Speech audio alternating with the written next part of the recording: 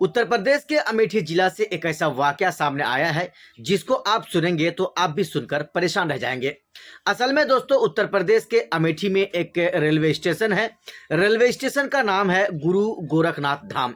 उस railway station में एक नमाजी नमाज पढ़ता है और साइड में जहां पर कोई लोगों की भीड़ नहीं होती है, कुछ गाड़ियां खड़ी रहती हैं, गाड़ियां लगी हुई रहती है और उस गाड़ी के साइड में खड़े होकर एक नमाजी नमाज अदा करना शुरू कर देता है।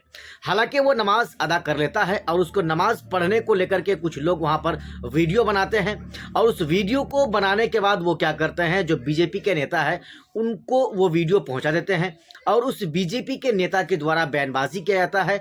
और यहां तक कि सिर्फ यही नहीं बल्कि उस वीडियो के मामले को लेकर के कार्रवाई करने के लिए जीआरपी को भी निर्देशित कर दिया गया है। दोस्तों, हम आपको एक एक करके बताएंगे कि आखिर कोई मुसलमान कहीं जा रहा है और खास करके वो रेलवे स्टेशन में है। और रेलवे स्टेशन में जब नमाज का वक्त हो जाता है, जहां पर कोई शोरगुल नहीं होता है, जहां पर कोई हल्ला नहीं होता है, एक साइड में एक शख्स खड़ा होकर अगर नमाज अदा कर लेता है तो ये कौन सी बड़ी बात है और कौन सी बुरी बात है। हालांकि दोस्तों, इस चीज को लेकर के जिस तरह से बीजेपी के नेता ने वहां पर माहौल खराब करने की कोशिश की वो आप खुद समझ सकते हैं। आइए हम आपको बताते हैं। मामला है उत्तर प्रदेश के अमेठी का, जहां पर नमाज पढ़ने वाले महज नमाज पढ़ने वाले नमाजी को या फिर नमाज को अपराध की तरह दर्शाने की प्रक्रिया की जा रही है। हम आपको बताते हैं कि गुरु गोरखनाथ धाम रेलवे स्टेशन के परिसर में शांतिपूर्वक नमाज अदा कर रहे एक मुस्लिम व्यक्ति का वीडियो बनाया गया जैसे वो कोई अपराधी हो। और भाजपा नेता ने कहा कि खुले में नमाज अदा करने वाले लोग आपसी सौहार्द बिगाड़ रहे हैं और उन्होंने इस मामले को लेकर कार्रवाई की मांग भी की। बीजेपी के जो नेता हैं वो ये कह रहे हैं कि इस तरह से खुली जगह पर नमाज पढ़ने से यहाँ पर आपसी जो भाईचारगी है, जो सौहार्द है, वो बिगड़ सकता है।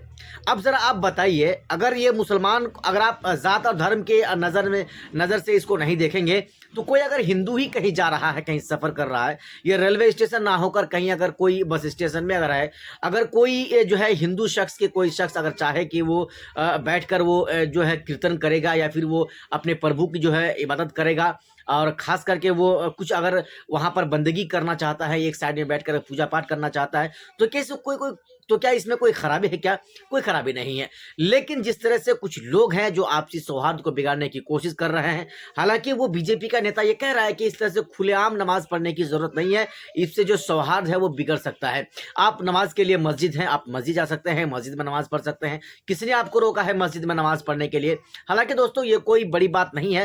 हालांकि मुसलमानों की नज़र से अगर आप देखेंगे तो इस तरह की बातों को वो माइंड पर लेते ही नहीं है।